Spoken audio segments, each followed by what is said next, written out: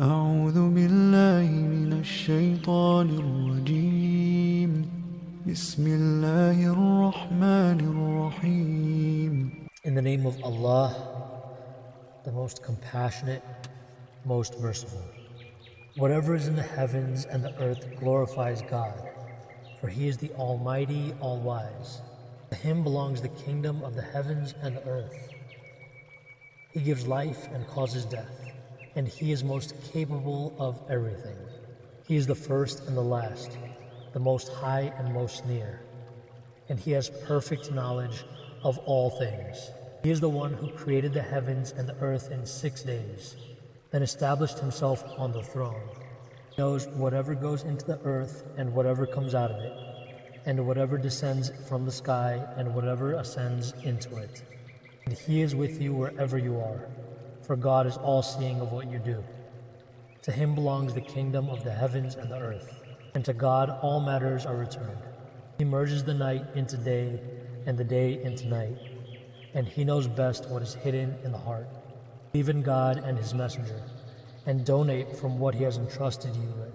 So those of you who believe and donate will have a mighty reward. Why do you not believe in God while the messenger is inviting you to have faith in your Lord, although He has already taken your covenant?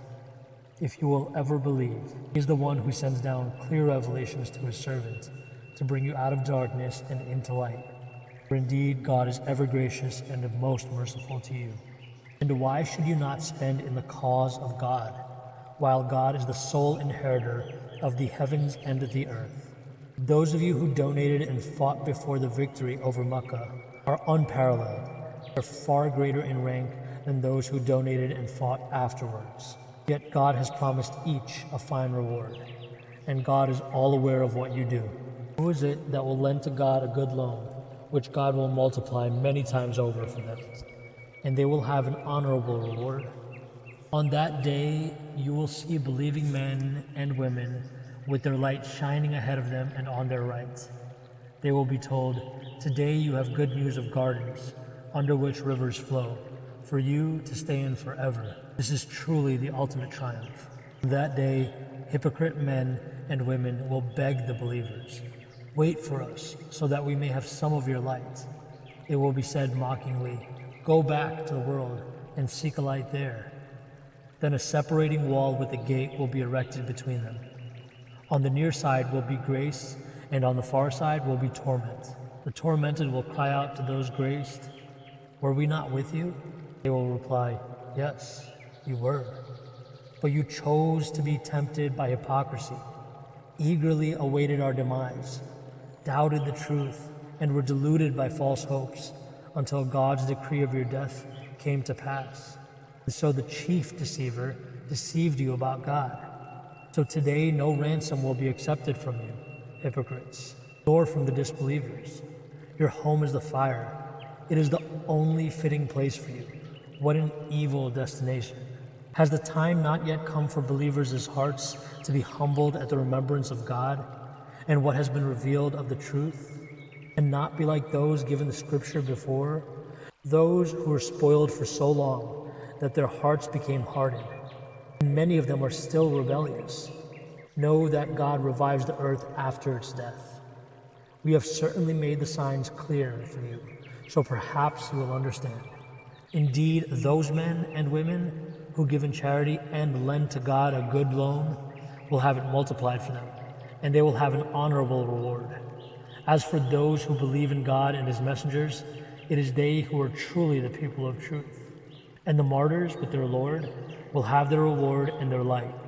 But as for those who disbelieve and reject our signs, it is they who will be the residents of the hellfire. Know that this worldly life is no more than play, amusement, luxury, mutual boasting, and competition in wealth and children.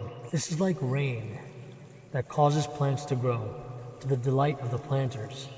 But later the plants dry up, and you see them wither. Then they are reduced to chaff. And in the hereafter there will be either severe punishment or forgiveness and pleasure of God. Whereas the life of this world is no more than the delusion of enjoyment. So compete with one another for forgiveness from your Lord, and a paradise as vast as the heavens and the earth. prepared for those who believe in God and his messengers. The favor of God. He grants it to whoever he wills, and God is the Lord of infinite bounty. No calamity or blessing occurs on earth or in yourselves without being written in a record before we bring it into being. This is certainly easy for God. Let you know this, so that you neither grieve over what you have missed, nor boast over what he has granted you. For God does not like whoever is arrogant, boastful. Those who are stingy and promote stinginess among people, and whoever turns away should know that God alone is truly the self-sufficient, praiseworthy. Indeed, we sent our messengers with clear proofs, and with them we sent down the scripture and the balance of justice, so that people may administer justice. And we sent down iron with its great might, benefits for humanity, and means for God to prove who is willing to stand up for him and his messengers without seeing him. Surely God is all-powerful, almighty. And indeed we sent Noah and Abraham, and reserved prophethood and revelation for their descendants. Some of them are rightly guided, while most are rebellious. In the footsteps of these prophets we sent our messengers, and after them we sent Jesus, son of Mary, and granted him the gospel, and instilled compassion and mercy into the hearts of his followers. As for monasticism, they made it up. We never ordained it for them, only seeking to please God, yet they did not even observe it strictly. So we rewarded those of them who were faithful, but most of them are rebellious. O people of faith, fear God and believe in his messenger. He will grant you a double share of his mercy, provide you with the light to walk in on Judgment Day, and forgive you, for God is all-forgiving, most merciful. This is so that the people of the book who deny the prophet may know that they do not have any control over God's grace, and that all grace is in God's hands. He grants it to whoever he wills, for God is the Lord of infinite bounty.